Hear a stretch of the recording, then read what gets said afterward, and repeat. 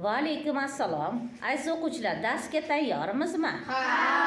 Bugungi darsimizni demak boshqacha metod bilan boshlaymiz. Uyga vazifa nima beriluvdi? Fonetika bo'yicha o'tilganlarni takrorlash. Hozir men sizga 1 2 3 degunimcha fonetikaga bitta misol keltirasiz. Misol keltirganlar o'tiradi, misol keltirmaganlar o'rnidan turadi. Hop. Ketdik. 2 3. Singlimda singil i harfi tushib qoladi, tovush tushishi. Yaxshi. Shahrimda shahrim bo'lsa shahar deb yoziladi, asosan a tushib qoladi. Yaxshi. 1 2 3. Yurak plus im barobar yuragim, tovush almashishi. Tovush almashish hodisasi. 2 3.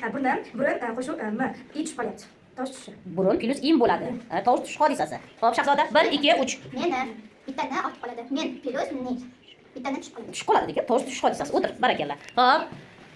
Dilnoza 1 2 3. Shahring i tushib qoladi. I tushmaydi. A harfi tushadi. Tovush tushish hodisasi. Noto'g'ri aytding. 1 2 3 Diana. Ekalik qo'shimchani o'zgartiradi, asosni o'zgartiradi. Asosni o'zgartiradi. Barakallah. 1 2 3. S plus q, s harfi oshadi. Tovush ortish hodisasi. O'tiring. Mehriddin 1 2 3. U plusga unga n ortadi. N tovush ortyapti. O'tir. 1 2 3. Sovi plus q, tovush almashishi i uga aylanyapti.